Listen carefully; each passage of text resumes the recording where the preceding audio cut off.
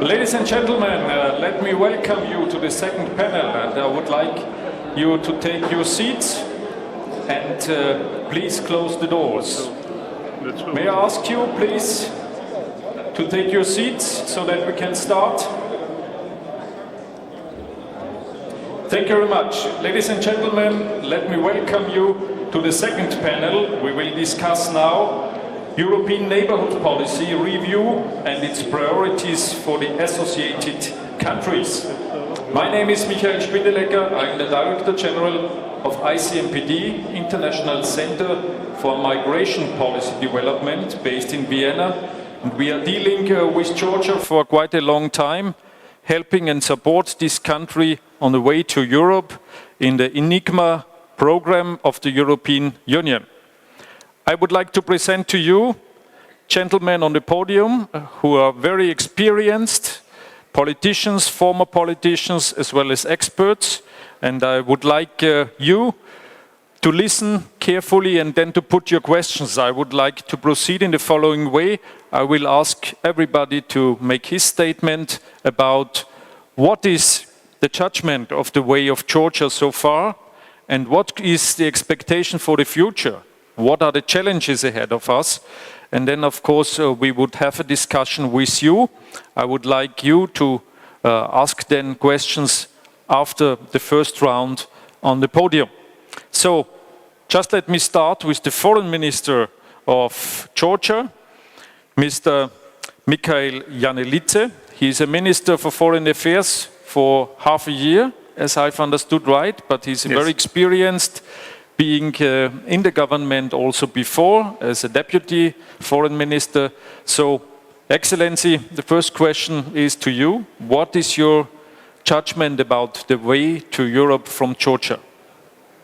Thank you very much. First of all, it is a great pleasure to be part of this conference already for the 5th time and to be able to host and greet honorable guests to this conference from Europe. We have every year increasing number of visitors to this conference, so interest is growing, and at the same time Georgia is advancing on its path to Europe together with the annual conference held in Georgia. And I think that today we have good opportunity to talk about the future of Georgia-EU relations, as well as a general perspective of the EU's engagement with the region. We had very good statements and interesting and visionary statements from the leaders, Georgian Prime Minister, as well as Commissioner Hahn, which set a stage for further discussions. And I also would like to thank the participants of this panel for being in Georgia, participating in this conference and supporting Georgia's European way. As you rightly mentioned, I've been actively involved in foreign policy of Georgia in my different capacities, and especially in the process of European integration over the last years. I'm also being an active participant of negotiations on deep and comprehensive free trade area agreement when I was a Deputy Minister of Economy. And therefore I would like to share with you my thoughts on how we can build on what we have achieved so far and go forward in the future. So over the past years, the relations between the EU and partners have been evolving against rapidly changing geopolitical context, and so have the European Neighbourhood Policy and the Eastern Partnership. If I may say, symbolically, Batumi International Conference has been the witness of these changes since the launch of the European Neighbourhood Policy, and the agenda of the 13th session of the conference reflects this new political reality around us. Naturally, the future of the EU's policy towards the countries of the neighborhood is among the topical issues today. Obviously, the world of today is not the one we lived in 24 or even in 29. Having assessed the challenges and the needs in the neighborhood and the EU alike, the latest ENP review came up with a valid priority of promoting stabilization through a set of initiatives ranging from economic modernization and inclusive growth to building resilience and enhanced security cooperation. We are happy to have contributed to the ENP review process and to see that many of our suggestions and ideas were actually reflected in the joint communication. The key aspect of the ENP, new ENP, is a stronger focus on differentiation, which allows developing a tailor-made approach with individual partners. It is evident that the interests and levels of integration with the EU vary significantly among the Eastern European countries, and it is quite visible for everyone. We do believe that the Eastern Partnership is a framework of potentials, contributions and benefits for all partnering sides who can freely choose the level of their ambitions and goals in relations with the EU. Therefore, the genuine application of the principle of differentiation along with the more for more approach will encourage partners to fully explore this potential. So, focus should be made on key sectors of common interest that bring practical benefits to the population and contribute to the stabilization efforts of the government through promoting inclusive economic development, employment and employability, education and enhanced mobility, engagement of the youth, cooperation in research, science and innovations, and to create knowledge-based jobs, promote connectivity, exchange between the EU and partners through extending pan-European networks, and also to try to integrate more, especially integrate markets with the help of DCFTAs. Against the growing security threats, which we all see in the region and beyond, we need to step up cooperation in order to strengthen our resilience and find lasting solutions to the unresolved conflicts which pose serious impediments to full implementation of our ambitious agenda of stabilization in the region. And I think that recent trends shows that European Union as well as NATO and the partners are interested in making efforts and making real steps towards ensuring more security in Europe and in its neighborhood. I should say that the ENP and Eastern Partnership have effectively provided to Georgia a concrete framework for the realization of our vision of building a functional European democracy and a genuine market economy, along with developing ever close ties with the European Union, especially after the entry into force of the association agreement since the 1st of July, but we've been implementing this agreement provisionally since 2014, and it has brought to Georgia a real European transformation. And we want to make sure that it's not only beneficial to Georgia, but it has a real transformative power of the EU in the whole region. So we have a very comprehensive action plan, and we are moving forward in accordance with this action plan. This action plan is agreed with the European Union, and we have huge support from the member states as well as from the European Union itself in implementing this plan. But most important here is that we have support of Georgian population and Georgian people in implementing this plan. Without that, we would have not been able to implement all these reforms which have been crucial for Georgia's development. We have strong support from the civil society. We have strong and vocal civil society, which is the major indicator of Georgian democracy and development today, and we have their very strong support in the implementation of our association agenda.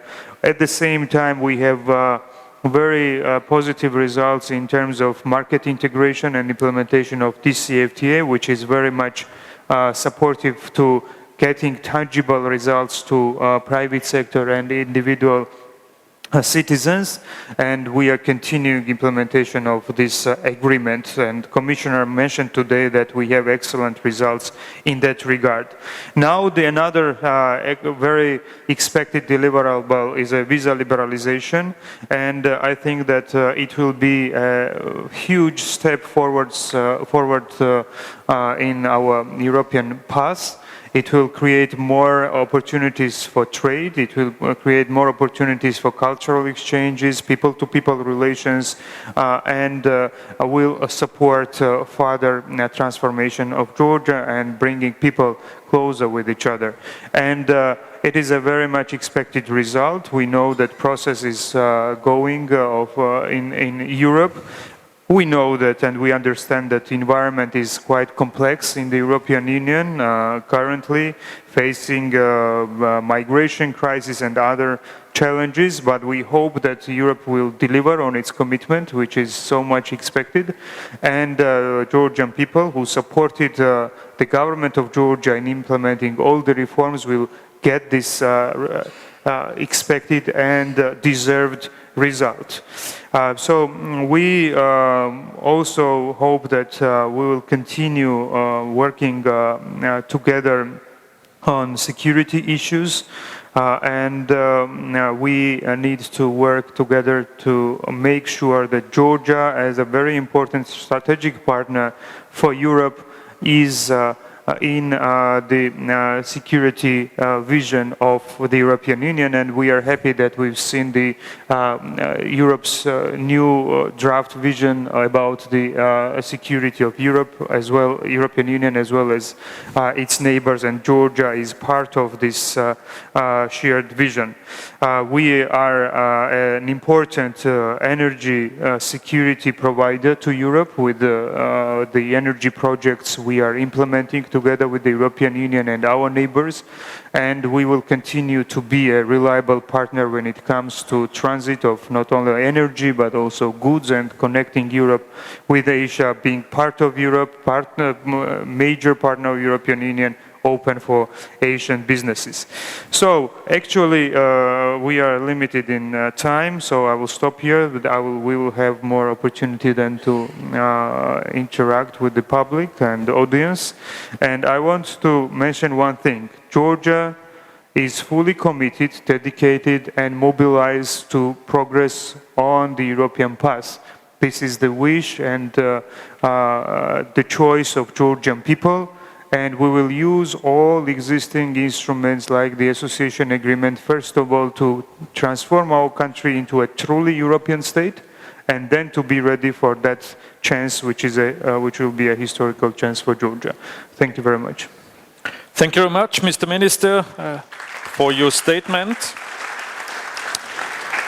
As you mentioned in your statement, there is a lot of support from member states of European Union. Next gentleman coming from Austria is one of the supporters. He is the second president of the National Council of the Austrian Parliament, Mr. Karl-Heinz Kopf, and he was also during the last years very much active here in Georgia. So could you give us some aspects from a member state's point of view about Georgian way as well as the Eastern Partnership? Please, you have the floor. Well, thank you, Michael Spindlecker.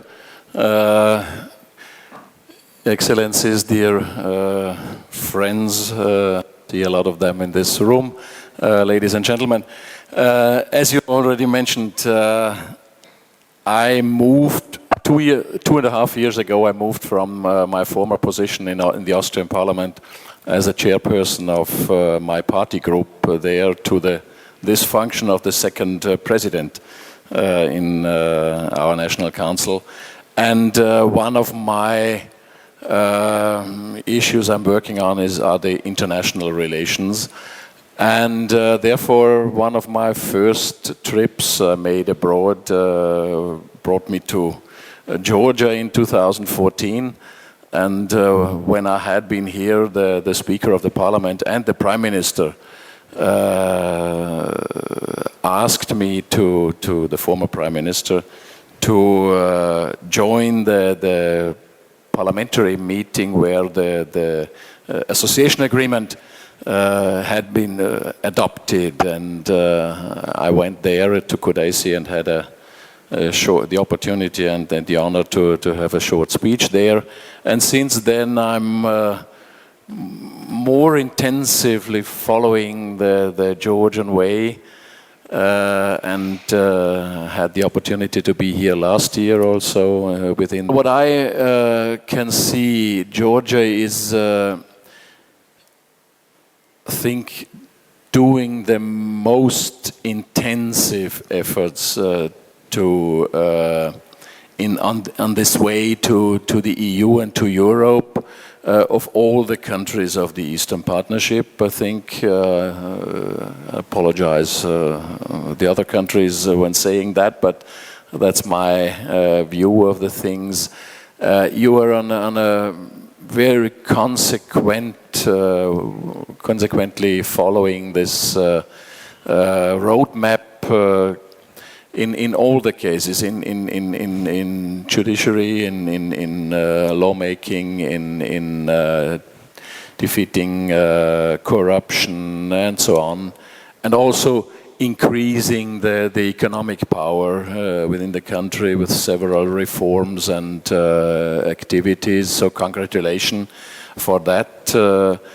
I know it's not so easy, on the other hand, to create such a huge support for this political direction within a country like you did. I think the main parties are convinced of this way and working for this way. And on the other hand, bring people also to that position to accept these reforms you did, and it had been a lot of them. And I think it can't be a political way only in one direction. So you are doing a lot to fulfill this roadmap and the result of the negotiations on the other hand.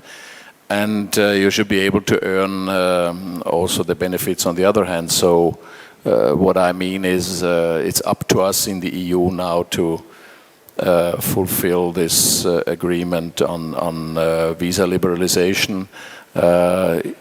I remember we already discussed that last year and had the hope that it would happen at the end of last year. Well, the decision in the Commission had been done then, but now it's up to convince, no, not to convince, but to bring it to an end, and I hope so. It will be possible, probably in front of the elections, because it would be one of the points people and the government and the parliament had been working for. And I think it's necessary also to show them results in the other direction. That's the one thing. But I think this association agreements with several countries and this policy of neighborhood, or this Eastern Partnership as a part of the European neighborhood policy, are not topics for themselves. They are following a strategy, and the main goal of this activities is stabilization. That's the goal within the EU, stabilization and keeping away any situations we had the last 100 years within Europe, via economic cooperation, via political cooperation, and it works. And the same idea behind this neighborhood policy, and as I said, Eastern Partnership as a part of this neighborhood policy should follow the same goal. to stabilize the situation in a larger definited region, and mainly it works. But on the other hand, we see that, and that's not a result or not result of this strategy. It's coming up by other implications. We have never had so many hotspots all over the world where we have the opposite of stability. And one region also is this region here, Caucasus, Central Asia, where, and Russia had been mentioned. It's a pity that we had not been able to include Russia in such a strategy and in such a in this work, also with this Eastern Partnership. And at the moment we are seeing a lot of problems in several former Soviet countries with some people and separatists working in some special regions. It's the same in Georgia, it's in Azerbaijan, it's in Moldova, it's Ukraine. And even therefore, the focus moved we had. Still some years ago we had been able to work on these issues, strengthening your economies together, bringing more political integration. But now with this several hotspots, we became a new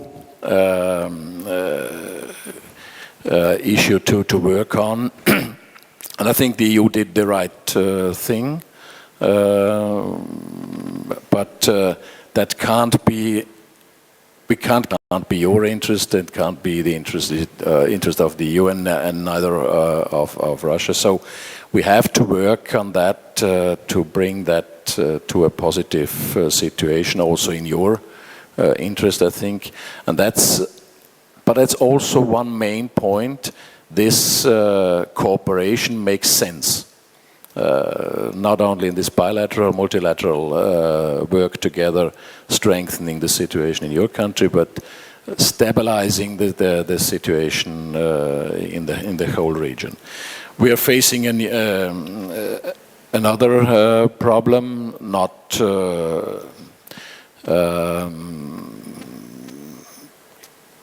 facing your country, but this refugee problem we have in facing Europe and hurting Europe is bringing also the focus on another issue that's very important. But nevertheless, we should not forget and not to forget to work on this issue and to bring this strategy further on. Working on this cooperation with the EU, bringing countries like yours step by step closer to this union and at the end bring them into the union. That's difficult at the moment, we know, because of this several problems I mentioned. But we should never lose this goal out of our perspective and our eyes. I think that's also the perspective people in your country need. On the other hand, they would be very, very disappointed if they would lose this perspective, I'm sure. And at the end, as I said, we would lose the positive things of this goal. And the goal has to be stability via cooperation in political fields, in economic fields, and so on.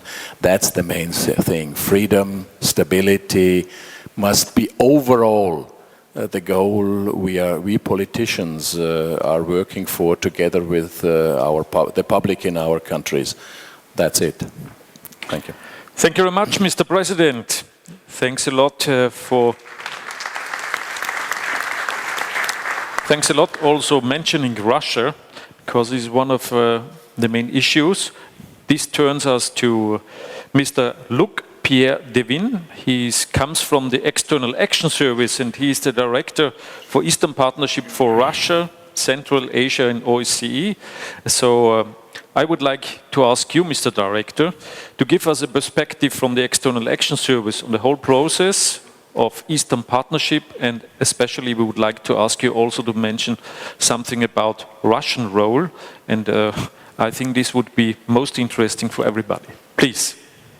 Thank you very much, Mr. Chairman. I think you scared me a bit when you said we discuss Russia and therefore we moved to Luc de Vigne as if I was Russian, but and it's not quite your intention, I understand that. And good afternoon, ladies and gentlemen, and dear colleagues and friends from Georgia and other countries. And it's a great pleasure to be back in sunny Batumi for this super successful conference. Today, as you know, is National Day of France. I think everybody should know that.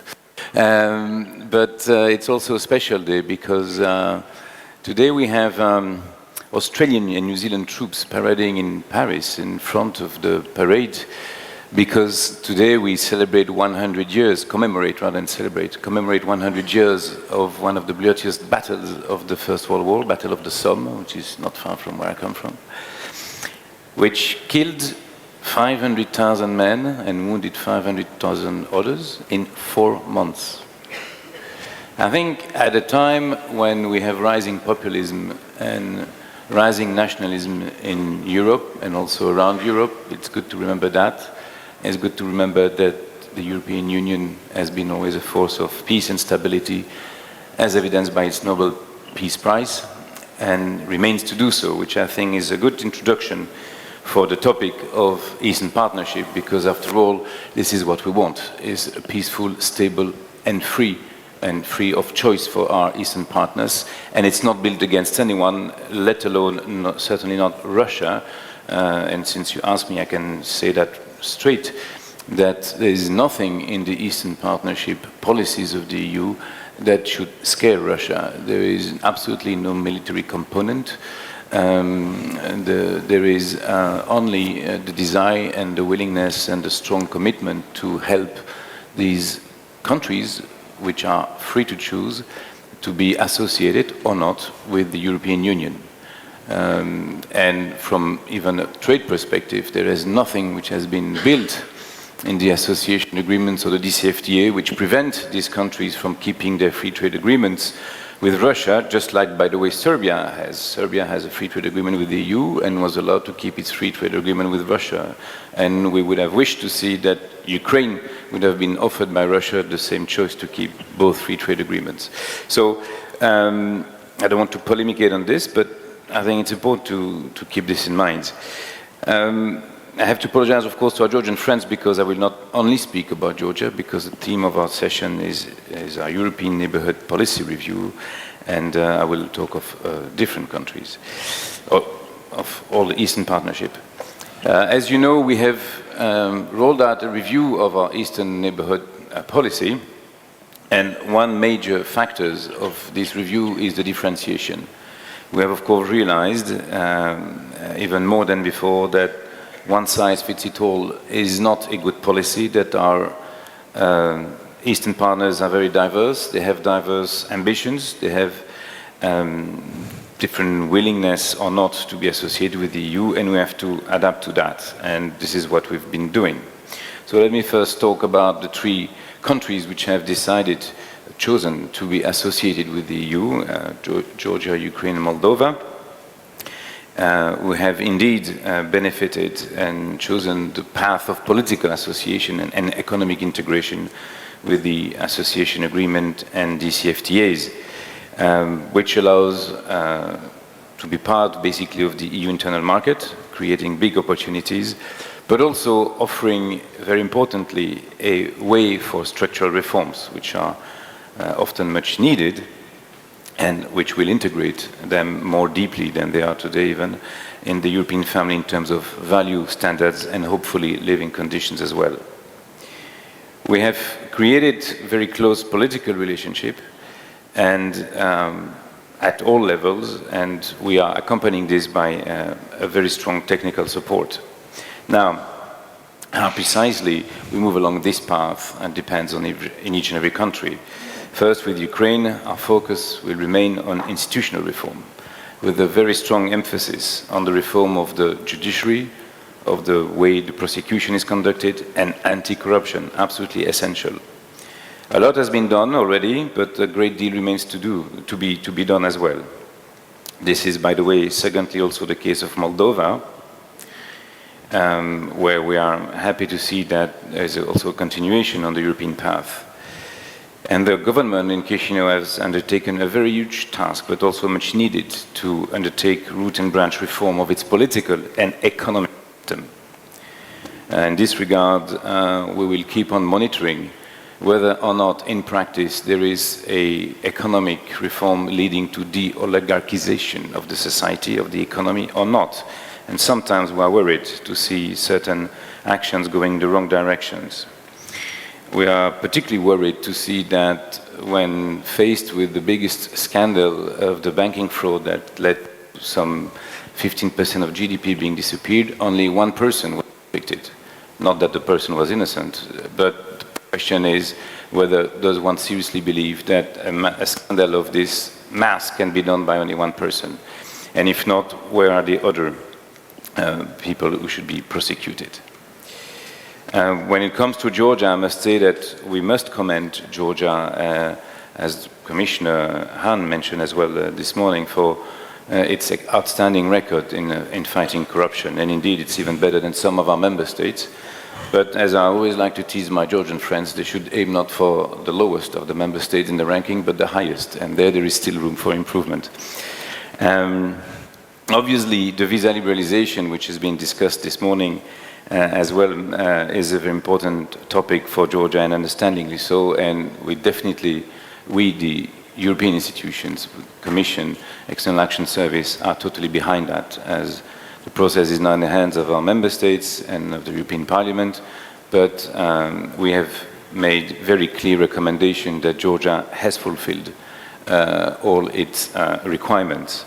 And talking of which, we have also learned from the Moldovan experience, who got visa liberalization 2 years ago already, that it was a rather success story. There was, unlike some people, Cassandra predicted that there was no Moldovan invasion or Moldovan immigration in the EU or overstaying. Not at all.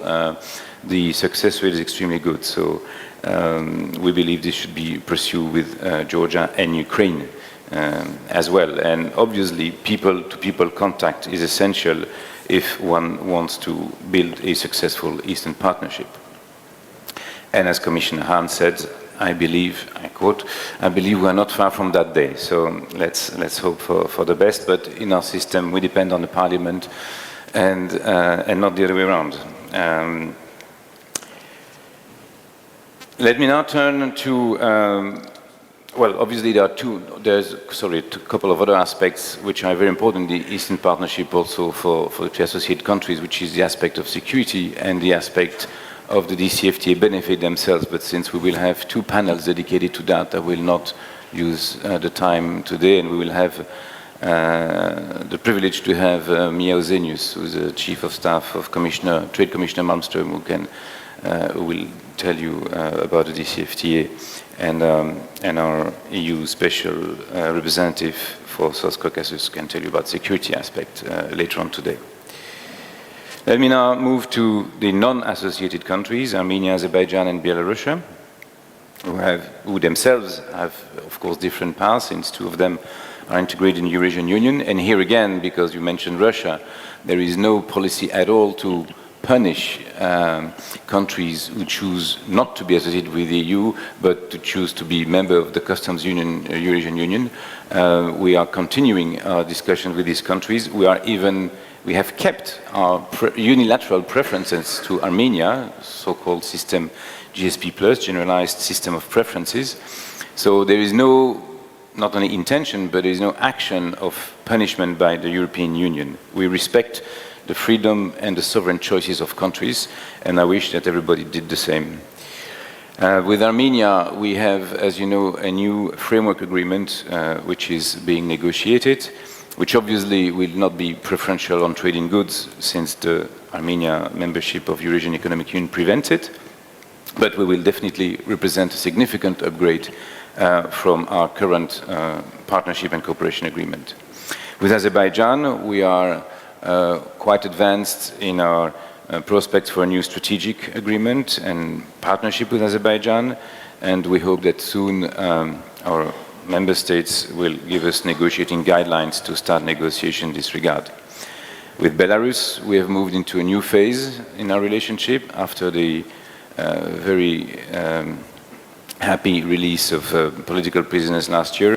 We have lifted most of our restrictive measures, which we had since 20 years. And we are looking forward to have a new constructive relations with Belarus. And also we are very happy of the constructive role that Belarus has played in the difficulties with Russia and the region recently. Obviously, the situation is far from being perfect, and we will keep on monitoring very closely human rights and political freedom before moving ahead. So to conclude, in terms of future of the Eastern Partnership policy, I think that this policy, which is now already a few years old, is well and alive. We have adapted to various choices by our partners, but we are keeping everybody on board. We are keeping a very advanced relationship with them. Obviously, the DCFTAs, the association agreements, or the Eastern Partnership as such, or even the visa liberalization is no remedy for all cures, and there remain many challenges. But I am convinced that European policies will play its role in helping our partners to have positive changes in the region, and that we can continue being a force of transformation for the good of the people. We will focus on the strengthening of institutions in the future and the good governance,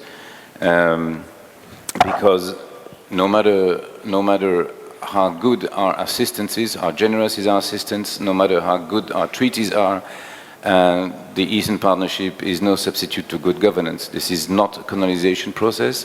We are, at the end of the day, depending on decisions by governments, whether they pay their officials properly, whether they fight corruption effectively, etc. But we will continue supporting the different paths to resilience. And as you know, in the recently released EU Global Strategy, we define this as the ability of states and societies to reform so that they can withstand, recover, and adapt to internal and external crises. So I believe we must be, and we will continue to be, pragmatic in our assessments of the world surrounding us, but principled in our policies and our approach. Thank you very much.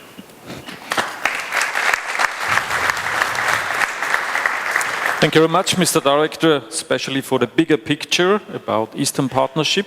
Now I would like to turn to Professor Günther Verheugen, who was for more than 10 years a member of the European Commission. And as I remember well, this design of Eastern Partnership was done before the decision was made 2009. And it was under your leadership to think about what we could do with all these different countries. And maybe you could give us some aspects about your judgment now. What was the idea and what's reality now with Eastern Partnership? Please, Mr. Verheugen. Thank you very much. I'm very, very glad that you do not expect me to discuss the technicalities of procedures and processes and association agreements. I'm lucky to say that's behind me. And that you have invited me to discuss policy and strategy. When I listened to the speakers of this morning, I asked myself two questions. I saw people from Hungary, from Poland, Czech Republic, Slovak Republic, so-called new member states, and I asked myself, why are they here? So, meaning, how was it possible? How was it possible that they are here? And my conclusion is that the enlargement process that was finalized in 2004 and 2007, and there was one final thing in 2013, would not be possible today. And I wondered what went wrong in the meantime. And I think we lost some of our of our basic ideas, of our basic principles. First of all, we lost a commitment. If the present Commission, sorry, I do not want to attack you here, and I don't attack you, but you are not responsible for that. But if the present Commission begins its work by saying, during our term there will be no accession, what Mr. Juncker, as you know, what Mr. Juncker did, and I compare that with the Prodi Commission, everybody said, but what you want to achieve is impossible. But it was not impossible. It's a matter of the political momentum that you create. And the thinking behind it, and that is the thinking that I would like to mention here, because we need it for the future of our relationship with all our neighbors. But by the way, in brackets, the European Union is becoming smaller and the neighborhood is becoming bigger. And I would not exclude, at the end of the day, the withdrawal treaty with the United Kingdom that has to be negotiated will be a kind of template, or can be a kind of template for other countries in the neighborhood. So something to think about. Yeah. Okay. Now coming back to the issue, if policymakers in European institutions and in national governments and parliaments tell people what we did was too generous, it was too fast, and oh no, we are too many, you cannot expect our societies to support such a policy. And this is only part of a wider problem. It is not only widening that we will not see for the years to come. I hope everybody can agree if I say that we will also see no deepening in the years to come. No deepening and no widening. What we will see, if we are lucky, is some repair work. If we are not lucky, it will be muddling through, as we have seen since a number of years. My view is that only after a period of far-reaching internal change in the European Union, achieved in a step-by-step approach, and sometimes very small steps, by the way, not a big jump ahead. A big jump ahead is simply not possible. Will fail as soon as you need a treaty change, or as you will face a referendum in one of the member states, you're doomed. So a step-by-step approach that will take time, but has to make the European Union as such, the whole idea, attractive again for citizens. The time will never come back that European integration is a project for political, economic and cultural elites. Never. The future of European integration depends on the assent of citizens, and therefore we need to deliver.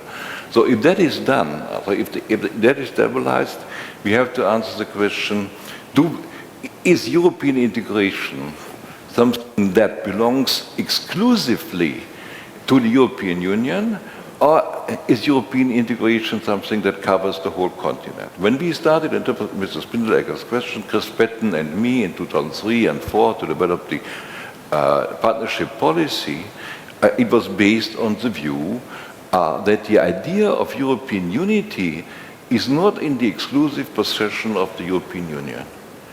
And you, as Georgians, for instance, you do not need a European perspective. I find it always very stupid to use that term European perspective for Georgia, for Ukraine. You are Europeans. Yeah? You are Europeans. We must not give you a European perspective. You have it. What you need is a clear strategy from the European Union to which end we are doing this. And I would like to remind you, the present mood in the European Union against accession. I don't like the term enlargement because it has such an expansionist connotation. Did you know that? No, you didn't. And so accession, yeah. the accession is not something that we grant as a charity. And it's, by the way, it's not a supply side policy, it's a demand side policy. And the treaty is very clear. Each and every European nation has the right to apply. There's no exception, absolutely no exception. How can you make a difference? How can you say, well, the Irish can be part of the whole system, the Georgians cannot? Or they'll be a little bit more punchy. The Germans can, and their victims from the past cannot. Difficult, yeah, very difficult. No, it's not difficult to answer. The answer is very clear.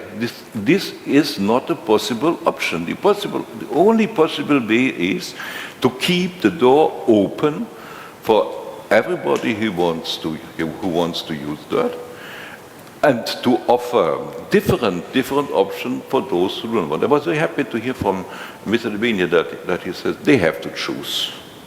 It's not our choice. Yeah, the neighbors have to choose, and we have to respect the choice. And I would go one step further and say we have to respect the choice, but we have also to make it very clear that nobody in our neighborhood has the right to tell his neighbors what they have to do or not. Yeah, here we must stand very firm. So what I would like to see in conclusion is that the idea that for the Europeans, in order to survive successfully the enormous challenges of the changing world in which we are living, I think I must not explain that. How will the world look like 20, 25, 30 years ahead of us? Completely different centers of political and economic powers. What will be our role as Europeans? We will be 7% or less of the world's population. If you look at the demographic situation then in Africa and in Asia, if you look at the global competition which we are facing, it seems to me that the obvious solution for the Europeans is to join all the forces we can join, and that means to keep together whatever we can keep together. And for the time being, my answer is that policymakers in the European Union at national level and at supranational level should give countries like Georgia, who are absolutely committed to the process of European integration and have shown that they can meet the conditions. And I tell you, Minister, if I compare the situation in your country with the situation in some of the candidate countries, let me say in the year 2002, when we concluded the accession negotiations with them, I do not know whether I make you happy now or not, but I tell you, your country is better prepared than some of them. So it's not the problem that you have is not that you are not good enough. You are good enough, and Europe should be proud to get you. The problem is that in the present circumstances, the European Union does not have the strengths and the vision to take such a decision. So I close the circle, and that comes back to the leadership question that was already discussed this morning. From my own experience, I can tell you that people can make a difference. A strong Commission can make a difference. Very big difference, but also strong national leaders can make a difference. And that's the reason why I'm not desperate here. I do not want to give the impression that I'm expecting a doomsday scenario. No, I'm not. I'm basically optimistic because I know the political situation in Europe can change rapidly. Yeah? And we have seen such phases where there was weak leadership, there was stagnation and frustration, and we have seen that in the past as well. It's not new. And I'm absolutely convinced there will be a window of opportunity present itself in some time. And then, Mr. Minister, Georgian friends, the best thing you can do is to prepare yourself as much as you can for that moment, and then be ready to catch it. Thank you.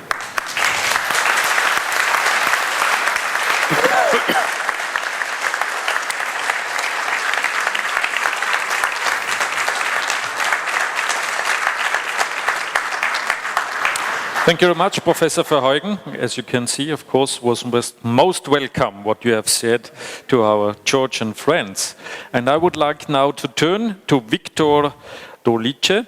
He is not only an experienced guy concerning diplomacy, he was ambassador also in Austria, and now he is the co-president of this Parliamentary Assembly of Eastern Partnership. I think it was designed and decided 2011. And I would like to ask you to give your judgment about the whole process. I think you have a very good overview about Eastern Partnership now, and intensive discussions with other countries and parliamentarians. Please give us some of your expectations. I thank you very much, Mr. Moderator, for such a warm presentation. Appreciate to all speakers. Actually, I don't know what to say, what to add, particularly after the last presentation. I really appreciate that. I think that I'm very lucky actually to be particularly among the Austrian speakers as well, because I used to be ambassador then when you was, Mr. Moderator, minister, in a very crucial, important period of time for Georgia.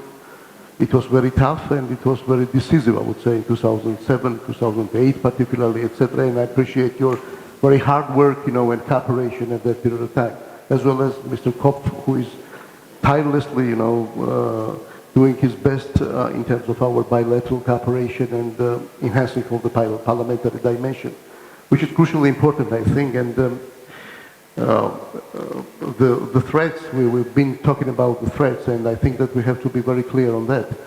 NATO Warsaw Summit shown us, and the agenda of the summit, what the threats are about and what are the most important problems among within the Europe and Euro-Atlantic.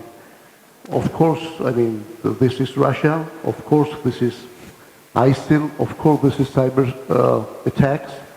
And including Brexit also has been discussed at the summit, which is a threat as well. As President Juncker just very recently mentioned, we are in the same ship, and Georgia is in the ship. As you mentioned, we have been fighting actually for very simple two words: European perspective, and nobody was talking about the membership. You remember when we've been discussing the association agenda, etc. So this is about the perspective, and Georgia, I mean, we are in Batumi. Of course, this is Europe. Of course, we are, I mean, among our European friends, and I mean, this is a European continent. And Eastern Partnership is a very good idea, I think, which has to be fulfilled and used by all dimensions, including parliamentary as well. I see Heidi Hautala is here, co-president from the European Parliament, my best friend there. Thank you, Heidi, for your efforts. And we, I think, during the last 2-3 years, we have done a lot in that particular dimension, including formats like Plus Georgia, for example, Visegrad Plus Georgia, Nordic Plus Georgia, Baltic Plus Georgia, and we are doing, I mean, quite very well. We are assessing the situation. We are trying to make more parliamentary, let's say, oversight on government, including NGOs are participating there in Strasbourg or in Brussels or in Tbilisi, and this was a very good initiative and idea.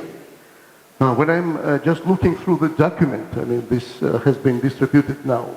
I mean, this is really the new epoch for Georgia, as I'm always repeating that. We are talking about the trading with goods, entrepreneurship and export promotion today. We are talking about the technical regulations, standardization, food safety, etc., etc. We have never was talking about such an issues. In my country, everybody has been focused how long they will stay in power and what will, then for their own kind of, let's say, security or whatever. So this is really new epoch for Georgia, for my country, and we have to use this. We don't have another kind of another way. So I think that this sectoral reforms which is underway, I'm in opposition. I was in power, I was before in opposition, then into a power, and then I'm opposition again. And this is good. But we are very carefully trying, to be focused on a kind of statesmanship, because otherwise we cannot build our society. Otherwise we cannot build our democracy. We are saying, and we appreciate what has been done before by the Saakashvili's government. What has been done good, of course, but there have been a lot of mistakes, etc. We appreciate what has been done during the last 3-4 years, but we are not, that's not okay for me, and that's why I'm in opposition now. So I think that one of the best message for this government and for this country will be, as State Secretary Kerry mentioned, litmus test about these elections. It should not be once and finally in this country, winner takes all. And I think that this is very good kind of opportunity now for all of us. And we have to assure our, first of all, society why, each party is better. Which kind of, let's say, offers can we deliver among our population? Why Free Democrats are better than another party or vice versa? So that's what on which we have to focus on. You remember that we presented and actually we signed the agreement, statement, on kind of code of conduct among the parliamentary parties. Just one opposition party have not signed it, but hopefully they will also follow this way. And we are very open for kind of other non-parliamentary parties as well, because we are talking about the platforms, we are talking about the principles, we are talking about the ideologies, and we are talking about the solving of the problem and not the hate speech and not, kind of sticks which the last 20 years Georgians are, running around. This is not a case, and this should not be a case. And I think that we really have very good kind of value for future real democratization and being forward. We are really front runners. And differentiation, as has been mentioned today in one time, yeah? This is very important. We do not have anything against, of course. Azerbaijan, Armenia, Belarus, they are our partners, they are our friends, they are our neighbors. But differentiation is, this ball is now on the European side. Why do we need visa-free regime with Europe? Why do we need, more NATO in Georgia and more Georgia in NATO? Because we have to assure our population. Because Russian threat is not just, political, military kind of issue. This is propaganda. And these guys are working very hardly, These guys are spending a lot of money. As a mushroom, you can find out, NGOs, even political parties, etc. So we have to assure our people that this is not about our only, wish to be the part of the Europe, but Europeans also are very much intended on that. So I'm very optimistic on this particular issue, and once again, thank you very much for such an opportunity. I'm ready to answer your questions as well. Thanks.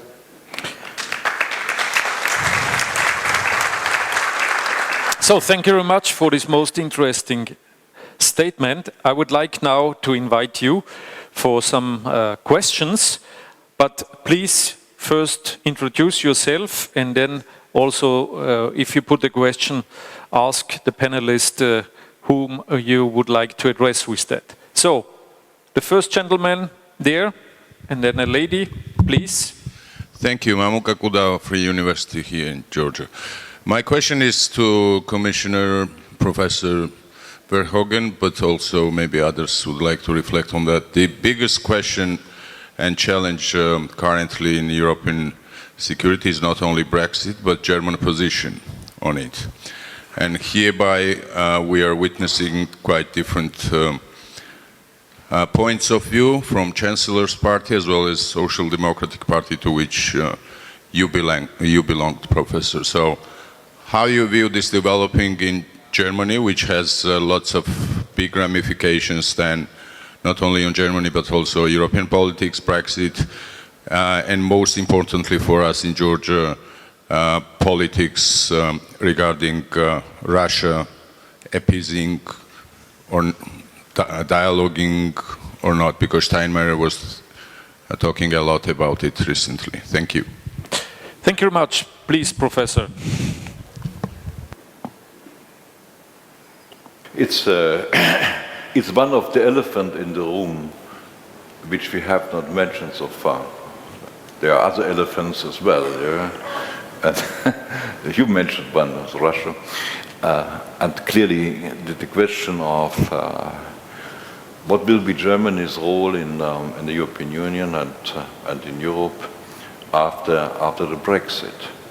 Because it is obvious that Germany is losing its closest ally in the European Union. It's not France. The closest ally of Germany in substance, yeah, in political substance, was the UK. There's not very much what Germany, or the French and the German government have in common as far as political problems are concerned. So the problem that I see is that as a result of Brexit, the relative weight of economic weight of Germany will grow, and the political balance in the European Union will be disturbed further. It is already disturbed, I have to confess that. This is a result of enlargement, obvious. But that everybody knew that, so and I'm not blaming myself or others here, but it was already disturbed. Now there will be, will be another element of disturbance here.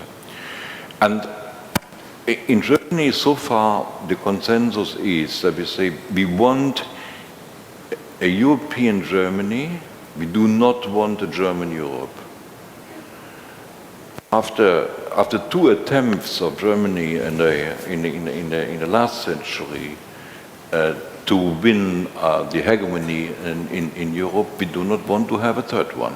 Definitely not. That's in the political class in Germany absolutely clear. But on the other side, I cannot ignore the fact that there are people simply asking for more German leadership.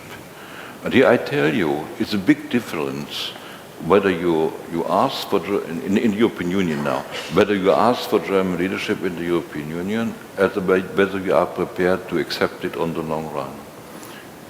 I do not believe that EU member states are prepared to accept the German leadership. Absolutely not. And I hope that Angela Merkel is fully aware of this. I would prefer the term responsibility here, and that means that Germany has to accept some facts which are absolutely tabooed in the German political debate. For instance, the question: how much is Germany responsible for the present crisis in the European Union? Not very often discussed. How much is Germany responsible for the economic and social disparities in the European Union? How much is Germany responsible for the austerity policy which caused extreme social hardship in a number of member states? Will Germany be able to understand that the European project can only flourish in future if Germany is prepared to accept a system of supranational solidarity in the European Union, including the monetary union? And these are questions which German policymakers, including my own party, I have to confess, do not ask. And I'm very concerned, and therefore your question is really important. I'm very concerned about the public opinion in Germany, which is supported by many politicians, saying the others should act like us and everything would be fine. Yeah, we are the model country. the reality is that Germany is the country that takes the strongest benefits, by far the strongest political and economic benefits from the European integration, and therefore it would be only fair to say that Germany has to make a stronger contribution than others to keep the political and economic balance. So I cannot answer the question, but it is a very serious problem. A couple of years ago, and I'm finished then. A couple of years ago, I presented together with my friend Pascal Lamy, who was a commissioner with me and later the Director General of WTO. We presented the idea of a German-French confederation. It's a long time ago, saying that the whole project is grouped around Germany and France. That is the historic reasons. And Germany and France must share the responsibility for the future of the European project. I still believe that the only way to get it right is to revitalize the German-French alliance. But I would like to see Poland as part of that, but for the time being, I have not much hope that it can be done. But if Germany and France can manage to overcome their difficulties and accept a common leadership role, yeah, not a German leadership role and not a French leadership role, but a German-French leadership role, I could live with that, and I think that the other member states of the European Union could do the same. Thank you very much. The lady, please. Great. Hi. Yeah. My name is Sandra Kadiri. I'm a communication advisor for NATO here. A couple of points. One is just about the need to consolidate where Europe is right now, but also the need to create a positive vision for the future. And looking at the issues of sovereignty and independence, how can we frame a narrative that is going to show that the EU can empower nation states and their policies, and it's not undermining any issues of sovereignty and independence, because this is going to be an issue for many countries, including in Georgia, and that this bolsters what nations actually want to do, and pooling decision-making is actually for benefits of the common good. And the second question is, whose responsibility is it to communicate the European Union to Europeans? What can EU do to help communicate the benefits when nation states are unable to necessarily do so, and where popular anger can be diverted from other issues or global problems towards the EU? Can the EU fill the gap somehow here in communications? Thank you. Thank you. Mr. Director, would you like to answer the last question? Well, I am from the External Action Service. So I'm, if you want, in a company in the sales department, not the production. So it's very difficult for me to answer that. But it is true that very often, and this belongs to the populism that I was referring to, it's too easy to say Brussels is responsible for this and for that. And I guess it's a common responsibility, and this is totally personal opinion, but it's a common responsibility between political leadership in the Commission, not to let your own country abuse, and also national politicians not to hit on EU. When I go to France in small places and read the regional press, which is totally non-political, the other day I was reading an article, storm ahead for winemaking. It's quite a serious topic in France. And you read that Brussels is going to impose a reform. It's the liberalization of plantation rights, so that you can plant wine anywhere, as opposed to now where you have to buy the rights from an existing production. And then you had all sorts of people saying, oh, local winemaker association saying it comes from Brussels, we were not consulted, it was imposed on us, etc. I know how this legislation is made. I can guarantee you that there's been zillions of consultations, that there is no way a legislation like this is imposed against the will of France, in this case. And this is a typical example, and we have that every week. Now, I don't know, we should have maybe a department that's rebutting as efficiently as we're doing for other negative propaganda, this type of propaganda. But that's a way bigger question than my pay grade, as they say. Mm-hmm. Thank you very much. Mr. Kopf, please.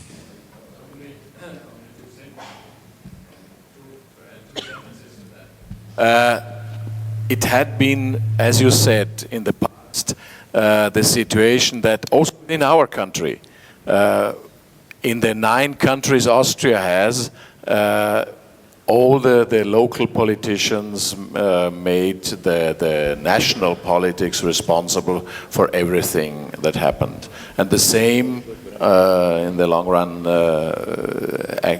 took place on the European level. It's, to answer your question, who is responsible for the communications? It's the politicians first on all the levels. Rationally, all of us know and accept that a lot of issues are better to be solved on the next higher level. So to create communities or corporations to solve some problems we are not able to solve in the local level or at the lower level. But we are, because populistics and populists are running forward, and also media are following them, we have to go the most not so easy way, the most more difficult way to explain that by ourselves. If we don't do that, we will lose the whole project. We will lose the whole project. Last statement by the Foreign Minister, please. Thank you. I think we've been very, I think we had a very good opportunity to listen to very important remarks. And also this question which we heard, this is a very relevant question. And it's not a surprise that this question comes from the communications expert. We have this fancy trend today to establish different divisions, departments of strategic communications, talking with each other, different countries, European Union, European member states, Georgia, you know, how to work even more effectively in strategic communications. But here we have the question from the communications expert. So she's asking the politicians, you know, what are you going to do? So if they will know what we are going to do, then they will be able to communicate it with the public. So first of all, there needs to be a vision, and there should be vision provided by the political leaders. And I can fully subscribe to what Dr. Verheugen said, that and these visionary statements. When we talk about the future, when we talk about the European Union, which is a unity of sovereign states, we need to provide to people, to population, political vision according and around which they will be consolidated. And when we talk about you know, sovereignty and the threat of losing sovereignty, I think that the success of the European project is and was dependent on the sovereign choices of people. We have we can compare Soviet Union and European Union. Soviet Union, it was a union which was forced by one country and was not dependent on the sovereign choices of the countries united in that union. But in European Union, it was a sovereign choice, sovereign decision to find shared values, to find shared interests and create peace, unity and solidarity with each other. Now we have movements in opposite direction when we see the decision of British people. And it's also sovereign decision which needs to be respected. But I am sure that with this type of democratic processes and democratic integration process, there will be more integrated, more united Europe in the future. I believe that United Kingdom and people, British people, will also be part of this more integrated Europe. Now we are in a period of time when we don't have a real vision of more integrated Europe, but when this political vision will come, and it will come from people, then there will be more unity and more integration. Even there can be readiness to share more sovereignty, but it will be based on sovereign choices. Thank you very much, Mr. Foreign Minister. Ladies and gentlemen, we are at the end of the session, but two things are missing. First, please give great applause to our members of the podium. I think it was most interesting to listen to them and to hear something about the visions also for the future. And second thing that is missing is a short presentation for the last 5 minutes. It's a presentation about a concrete project, and Mr. Kevin Cullen, the Director of Strategic and Business Development of the Conti Group, will inform us about that. Please. Good afternoon. Good afternoon. Good afternoon. Could we have some... Here we are. Yeah. Good afternoon, and thank you to the distinguished members of the panel and Mr. Minister for your comments earlier. The discussion, though, so far has been very exciting for me. I hope everybody else is enjoying it as well. And as we listen to these discussions, I can't help but think, and can you imagine how much more challenging our goals of Georgia Euro integration would become without the cooperation between the public and private sectors. So today I'm happy to be representing the private sector. I'm happy to be representing the Inaklia Development Consortium. And to tell you about the Inaklia Deep Sea Port project, the first deep sea port in Georgia. The Inaklia Deep Sea Port will drastically reduce shipping times between Europe and between Georgia and will create many benefits for years to come.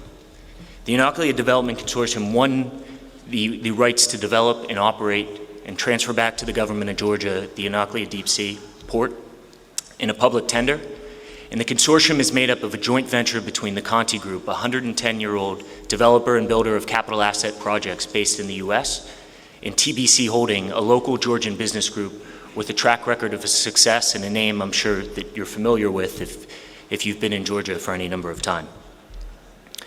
Today, I want to make the case for why the Inaklia Port is a direct contributor to Georgia Euro integration. And I want to make that case on the back of some of the discussion we've heard this morning, on some of the things we heard in this panel. And I will be very brief, and I want to make that point in 3 different ways. First, increased trade facilitation. The Inaklia Port will open up 45% of the market that's not currently available to Georgian ports. Because of its deep sea nature, it will have access to new vessels. These are vessels that are routinely calling at European ports. This will reduce the cost of shipping to Georgia and will also decrease the amount of time it takes for cargo to reach from Georgia to Europe and the other way around as well. This will create new mechanisms for trade between Georgia and Europe and will facilitate a future of more lucrative trade for the two different entities.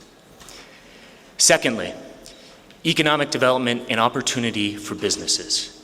The Inaklia Port will create jobs, many jobs, 3,400 jobs during construction and an additional 6,400 jobs when the port opens in 2020.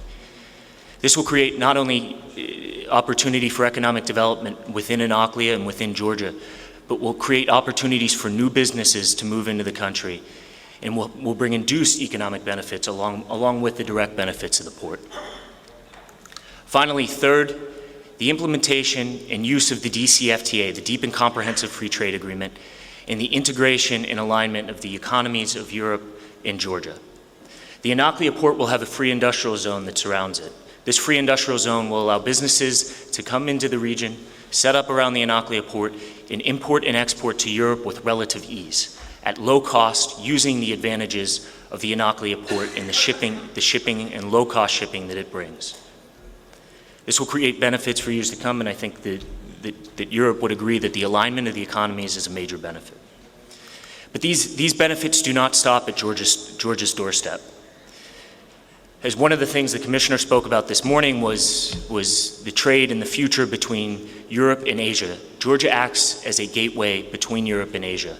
And as the new Silk Road develops and becomes a more and more integral part of the future of trade, Georgia is well positioned to be on the focal point on that trade route.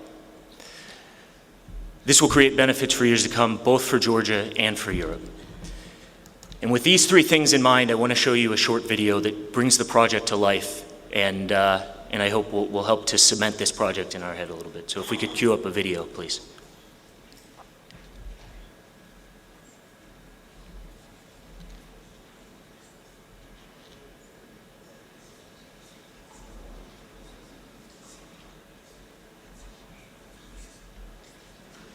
In the country of Georgia lies the town of Anaklia, a place that has great significance for the future of regional and global commerce.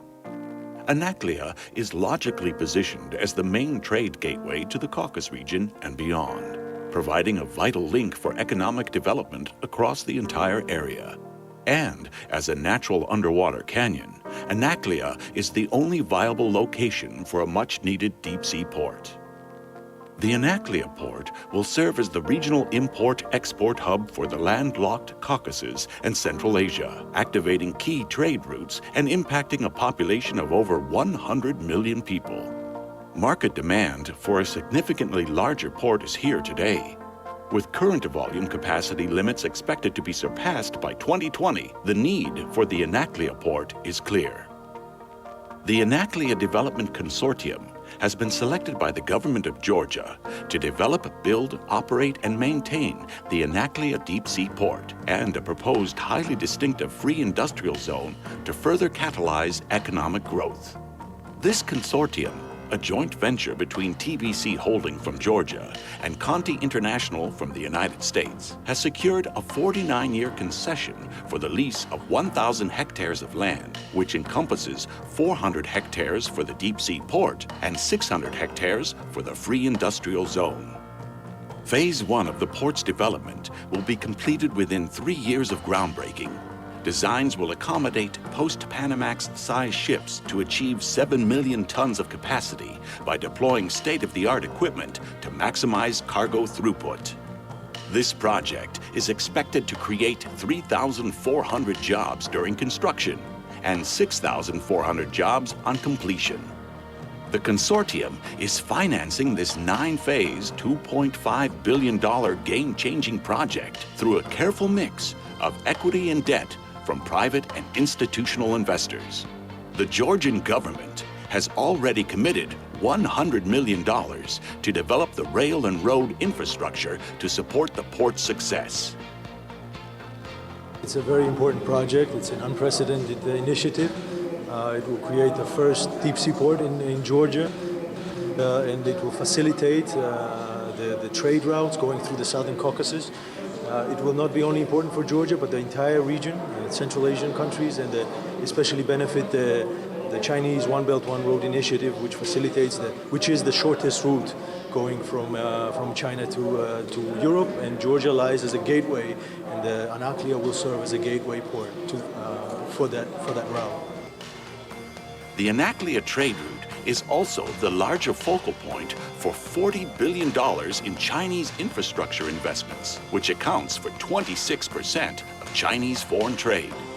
This means that the Anaklia deep-sea port will not only provide a solution to the growing regional trade demand, it will restore the ancient Silk Road from China and Central Asia through the Caucasus and onward into Europe.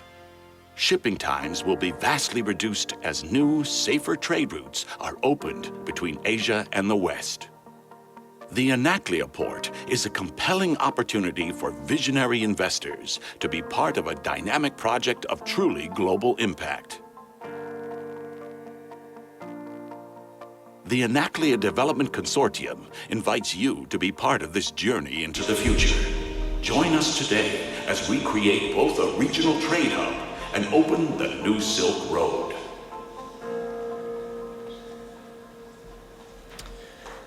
Thank you. Thank you. So with that, I hope over the remainder of the discussion we have over the next 2 days that we keep in mind those three things we talked about. Trade facilitation, one way in which the port directly contributes to a closer Georgian-Euro integration. Secondly, the economic development the port will create. And third, the DCFTA, its use in the integration of the economies between Europe and Georgia. So thank you very much on behalf of the Anaklia Development Consortium.